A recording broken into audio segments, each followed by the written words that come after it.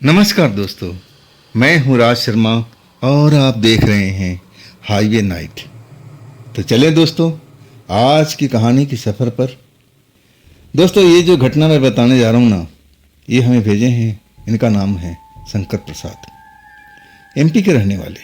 घटना इनके साथ में घटी थी 2009 में। नई नई शादी थी, ससुराल आसपास में ही था, लेकिन खुद शंकर जी जो थे किराए के मकान में रहते थे। एक सिंगल कमरा ले रखा था और एक हॉस्पिटल में अब लैब असिस्टेंट थे। अब इतना पैसा कमा नहीं पाते थे कि अपना घर खरीद सके।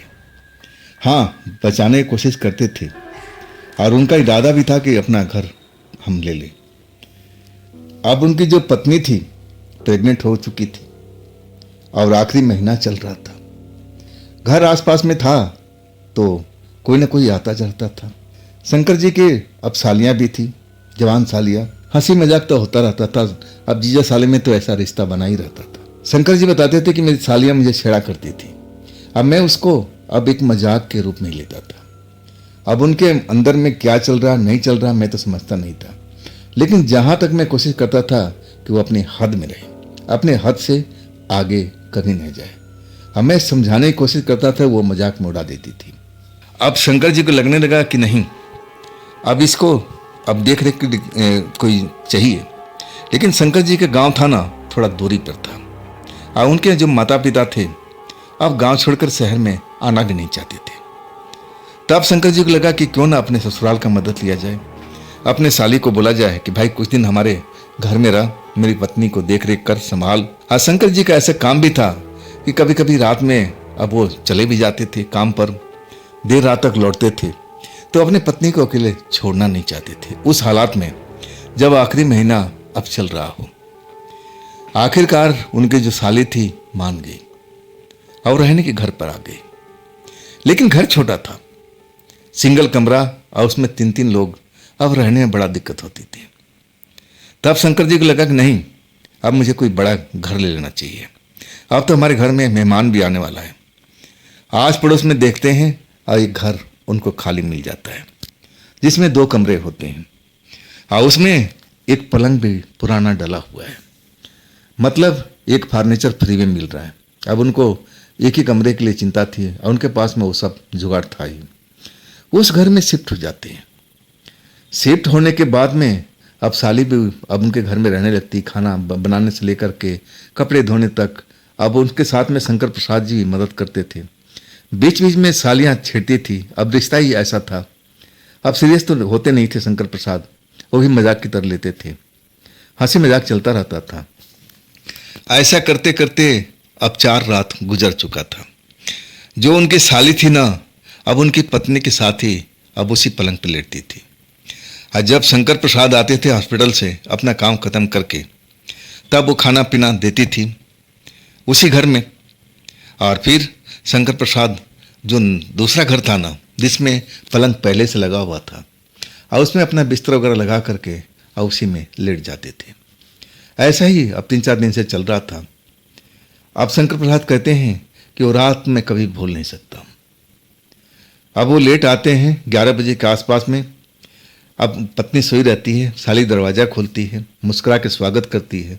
अब जीजा साली हैं तो मजाक तो चलता रहता है, लेकिन एक हद में अब वो रहना अब सिखा रहे थे शंकर प्रसाद कि देखो तुम मेरी साली हो। साली का मतलब ये नहीं कि तुम हमेशा अब छेड़छाड़ करते रहो। समझाते थे तो वो समझ भी जाती थी। और फिर वो खाना पीना अब दिया, शंकर प्रसाद भोजन किए और अपने साली को बोले कि जाओ अब अपना दरवाज़ा कमरे का बंद कर लो और तुम लोग सो जाओ। शंकर प्रसाद अब उसी कमरे में आ जाते हैं जिसमें सोया करते हैं। अब भी अपने बिस्तर पर उसी पलंग पर सो जाते हैं, दरवाज़ा बंद करके। सर्दियों का टाइम था, अब अक्टूबर नवंबर का महीना था, हल्का फुल्का ठंड तो शुरुआत हो ही चुकी थी। अपना चादर वादर ओढ़ करके और पलंग पर सो जाते हैं। दिन भर मेहनत करते हैं, नींद आ ही जाती है। अब भोजन करने के बाद में नींद तो आती ही आती है। गहरी नींद में जाते हैं, कुछ ही देर सो पाते हैं और तब उनका महसूस होता है कि उनके बगल में कोई लेटा हुआ है जो अपनी बाहों में अब उनको कस को भरने की कोशिश कर रहा है। शंकर जी की नींद टूट जाती है आँख खोलने की कोशिश करते हैं लेकिन आँख खोल नहीं पाते हैं। शायद थकान की वजह से अब ऐसी नींद लगी है, लेकिन उनको अनुमान लग गया कि हो ना हो ये साली का कारनामा है। मेरे घर के अंदर में, इस कमरे के अंदर में साली आ गई है। आई वो मजाक नहीं, अब सीरियस, अब उनके साथ में छेड़छाड़ कर रही है। अब वो नींद में ही अपनी साली को समझाते हैं, अरे जा जा दीदी के पास हो जा, मेरे पास में क्यों आई है, तो समझती नहीं है। अब शंकर जी उसको समझाने की कोशिश करते हैं, जो सोते हुए बोल रहे हैं, लेकिन जो अब उनको लग रहा है कि जितना बोलने के बाद भी अब उनकी साली हट नहीं रही है, उनसे चिपकती हुई जा रही है। अब हद हो गया था।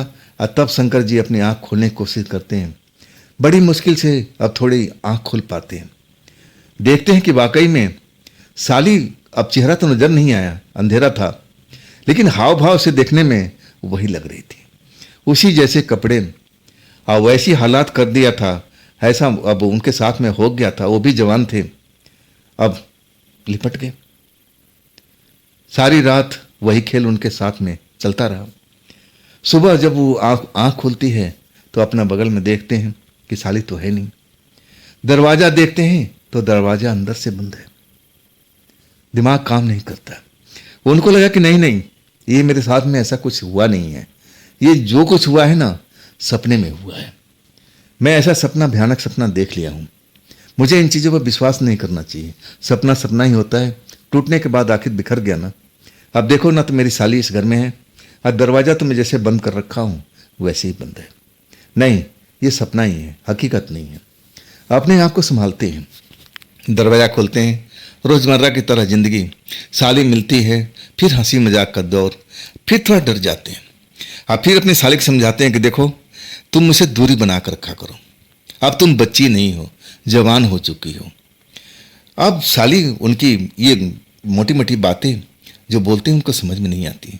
तब वो कहती, जीजा कैसी बह की बात कर रहे हो, मैंने तुम्हारे साथ में ऐसा क्या कर दिया। तब शंकर जी कहते कि नहीं, मैं यही तो समझा रहा हूँ कि तुम मुझसे थोड़ा दूरी बना कर रखा करो, मैं जीजा हूँ तुम्हारा, और हम दोनों में एक रिश्ता जरूर है, लेकिन एक गैप भी होना चाहिए। अब साली समझ जाती है, जीजा से नाराज हो जाती है, कहती तुमसे तो बात करना ही बेकार है। अब अपना रोजमर्रा का जीवन उनका चलता है। फिर शाम आता है, अब रात को लेट पहुंचते हैं। खाना वाना अब वही साली दे देती है रुके भाव से, क्योंकि नाराज हो चुकी है। खाना वाना खा करके अब फिर अपना उसी घर में आ जाते हैं, चादर ओढ़ते हैं, लेकिन दरवाज़ा बंद करना नहीं भूलते। उनको अब ऐसा अब महसूस हो रहा है कि कहीं गलती से मैं दरवाज़ा खुला छोड़ दिया और कहीं गलती से साली आ गई, और तब क्या होगा। इसीलिए वजह से, डर से वो दरवाज़ा अंदर से बंद करके सो गए। वही हुआ, आधी रात होते ही अब उनकी आंख खुलती है। अंधेरा था कमरे में, लाइट बंद करके सोते थे। अब वही सांसों की आवाज़ आनी शुरू हो गई, जैसे गोरे गोरे हाथ अब उनको अब बंधन में बांध रहा है। अब वो समझने की कोशिश करते हैं कि क्या है, साली है तो साली आई कैसे, लेकिन इतना अब संभलने का वो मौका नहीं देती है।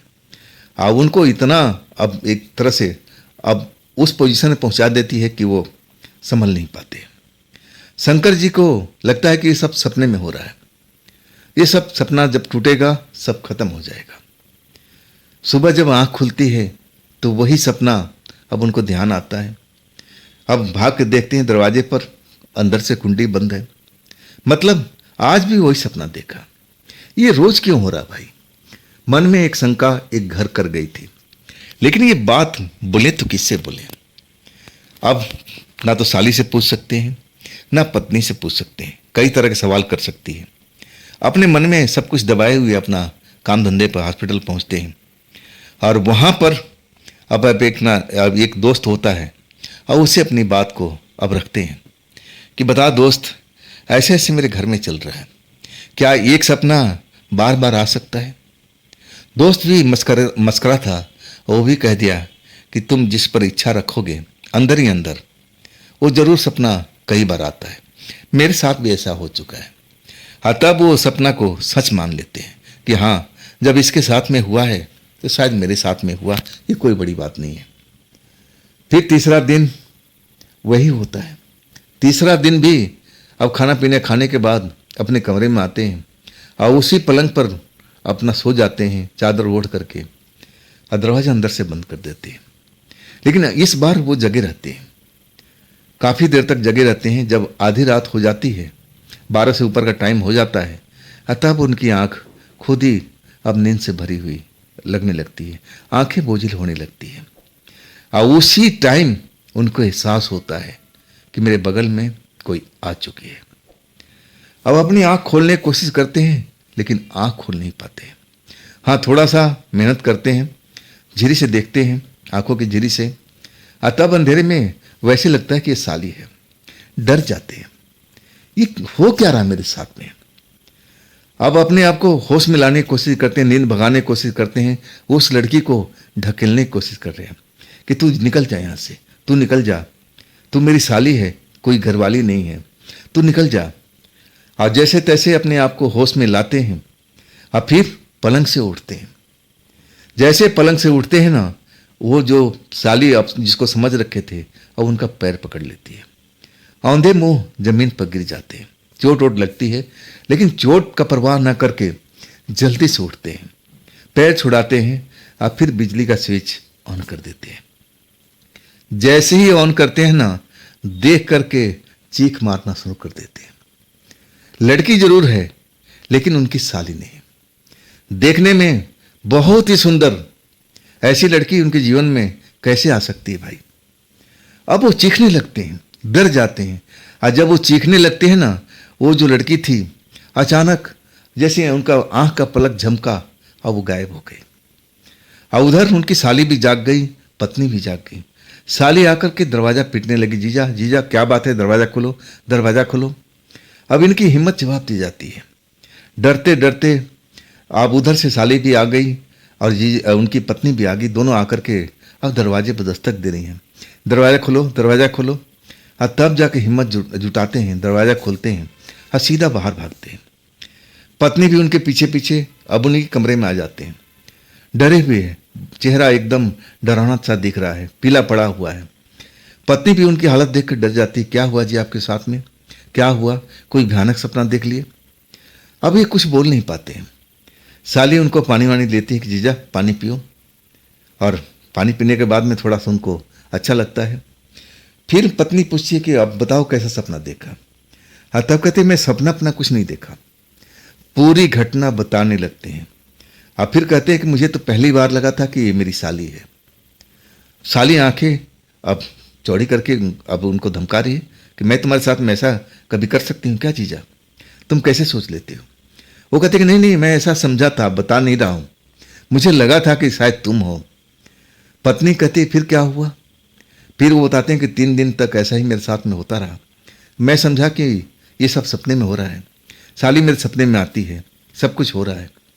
लेकिन आज मैं अच्छी तरह से सो नहीं पाया था, मैं जगा हुआ था। 12 बजते ही अब जैसे टाइम आगे बढ़ने लगा, मेरी आंख बोझिल होने लगी, पलकें भारी होने लगी।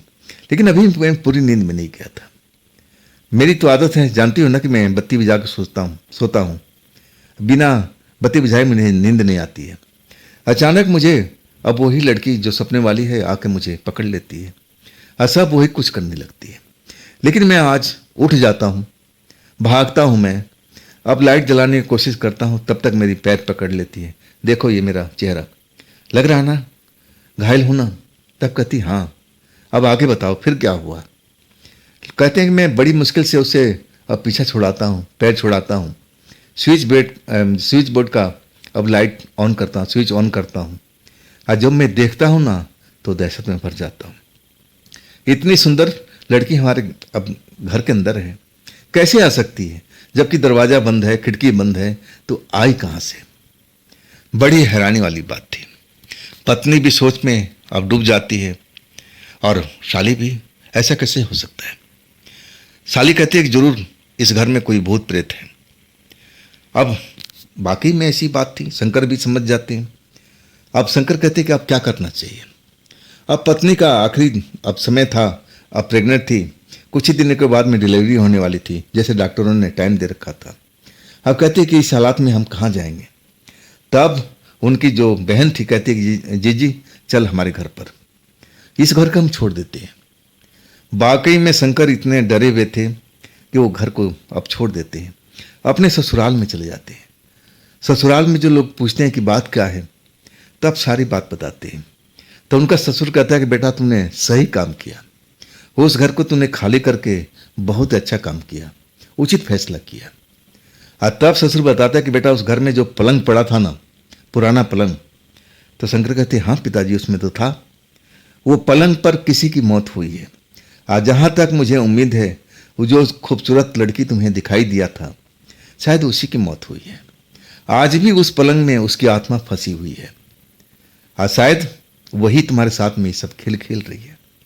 अच्छा किया इस घर को खाली करके, अब हम तुम्हारे लिए अलग घर देखेंगे। अब शंकर जी का बेटा होता है पैदा हॉस्पिटल में, सब लोग खुश हो जाते हैं, उस क्षण को भूल जाते हैं जो उनके साथ में घटा है। लेकिन नए घर में आते हैं, अब उनका पिता दिलवाता है ससुर, नए घर में अब वही सपना फिर उनको आने लगता है। ऐसा लगता है कि वो लड़की अब उनके घर में भी आ चुकी है।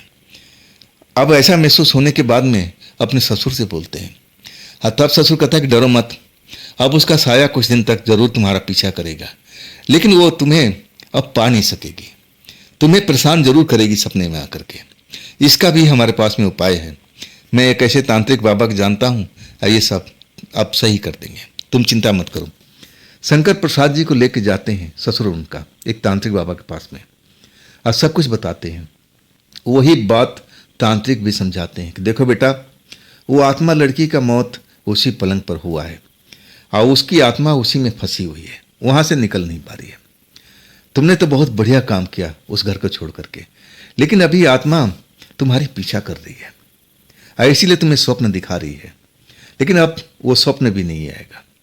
अब वो झाड़ फूक कर देते हैं और कहते हैं अब जाओ, अब तुम्हारे जीवन में लड़की अब तुम्हारा पीछा नहीं करेगी। और उसके बाद शंकर प्रसाद जी बताते हैं कि सब कुछ पहले की तरह हो गया था, अब वो सपना कभी मुझे दिखाई नहीं देता था। हाँ, मैं डरा जरूर रहा था, डर बहुत दिनों तक रहा, मैं डर कर करके मुझे अंधेरे में जाने से भी डर लगता था। और मेरी हॉस्पिटल की नौकरी थी, और रात बिरात मुझे आना जाना पड़ता था। मुझे लगता था कि मेरा कोई पीछा कर रहा हो, लेकिन मेरा मन का बहन था, ऐसा कुछ नहीं था। अगर वो लड़की मेरे पीछा करती तो जरूर मेरा सामना कभी न कभी होता, लेकिन ऐसा नहीं हुआ। अब सब कुछ मेरा सामान्य जीवन चल रहा है। तो दोस्तों, ये थी शंकर प्रसाद जी की भेजी हुई कहानी। ये कहानी आपको कैसी लगी कमेंट में जरूर बताइएगा। हाँ दोस्तों, अगर आपके पास भी ऐसी कोई घटना है जो आप मुझे बताना चाहते हो, शेयर करना चाहते हो, तो आप मुझे व्हाट्सएप नंबर पर, मेल आईडी पर, जो भी साधन है उस पर आप भेज सकते हो, और मैं आपकी कहानी को अपने चैनल पर ज़रूर लाऊंगा।